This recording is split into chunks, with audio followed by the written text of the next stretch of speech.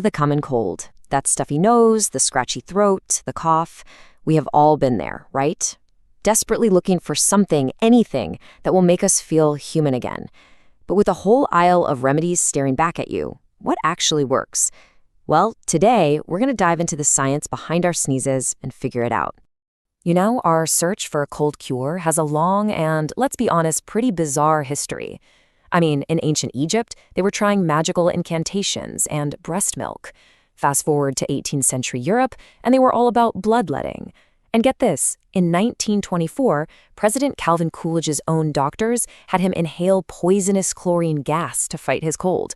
It's kind of crazy, and it really makes you ask, what on earth do we know now that they didn't? Well, the first thing we know now is a huge plot twist. All that misery you feel during a cold, the stuffy nose, the sore throat, all of it, it's not actually caused by the virus itself. Nope. The real culprit is much, much closer to home.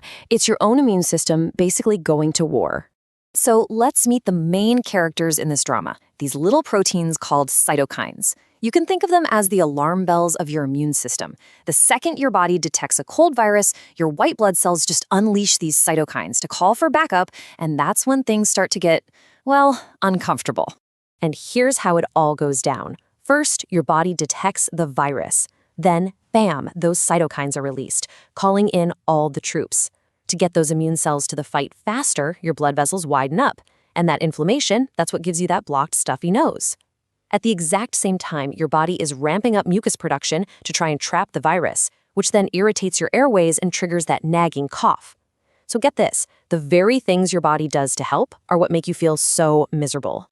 So if we can't really attack the dozens and dozens of viruses that cause the common cold, what's the deal with that giant cold and flu aisle at the pharmacy? Well, all those boxes are designed to do one thing: treat the symptoms. It can look super confusing, but pretty much everything in there falls into one of 4 simple categories. Okay, let's start with what is, for many of us, the absolute worst symptom. You know the one, that awful, stuffy nose where you just can't breathe, you can't sleep, it's just relentless. Right, so to fight that, you're looking for something called a nasal decongestant. Their one and only job is to tackle that blocked up feeling so you can actually get some air. So an ingredient like pseudoephedrine works by getting your body to release something called norepinephrine. And what that does is it tells the swollen blood vessels in your nose to, tighten up. With less blood flow, that inflammation goes down, the swelling shrinks, and all of a sudden, you can breathe again. All right, on to the next major offender, that dry, hacking, nonstop cough that keeps you and probably everyone else in your house up all night. To quiet that down, you'd be reaching for a cough suppressant. Pretty straightforward, right? Their whole job is to send a message to your brain to just knock it off. You'll see this one a lot, dextromethorphan. It goes straight to the source, your brain's cough control center. It basically interacts with the receptors there and just turns down the volume on that signal that's telling you to cough. Okay, and here's where it gets kind of wild. It turns out the receptors that dextromethorphan acts on are really similar to the ones affected by hallucinogenic drugs like ketamine and PCP. And this is exactly why you have to take this stuff only as directed, because at high doses, it can have some really serious and frankly scary side effects. But hold on, not all coughs are the same, right? What about that other cough? The heavy, gunky one where it feels like you need to get all that stuff up and out? You definitely don't want to suppress that. Well, that's where our third category comes in, expectorants. Their job is totally different. They don't stop the cough, they actually help it along by making it more productive. The big one here is guaifenesin. The thinking is that it works by increasing the amount of fluid in your respiratory tract. This basically waters down all that thick mucus, making it way less sticky and a lot easier for you to, cough up and out. Okay, one final symptom from the pharmacy aisle. It's the total opposite of a stuffy nose, but somehow just as annoying. The constant drip, drip, drip of a runny nose. For this, we've got antihistamines. Now, the name kind of gives it away, right? These are usually for allergies because histamines are what cause those allergy symptoms. And while histamines aren't the main problem with a cold, it turns out that a lot of these drugs can still really help.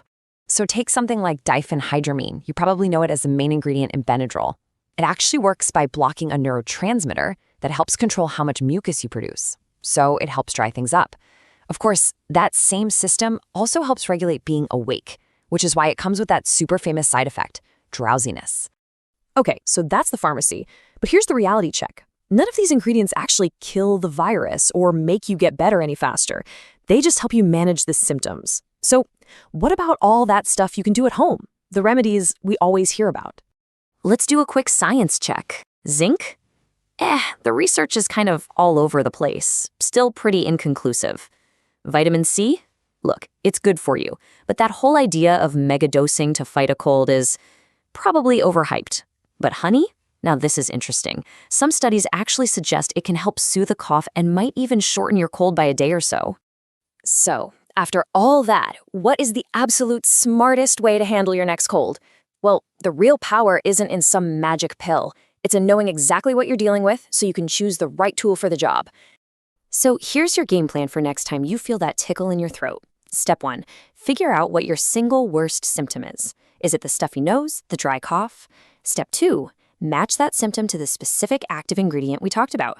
And step 3, always remember you're just managing the symptoms while your body does the heavy lifting. But look, when in doubt, the 2 things that always work are simple: rest and plenty of fluids. Can't go wrong there. And all of this leaves you with a final thought. I mean, we've come a long, long way from incantations and chlorine gas, right? Now we're targeting specific pathways in the brain. But the viruses themselves are constantly evolving. So what does the future of cold remedies even look like? Will we ever truly find a cure for the common cold?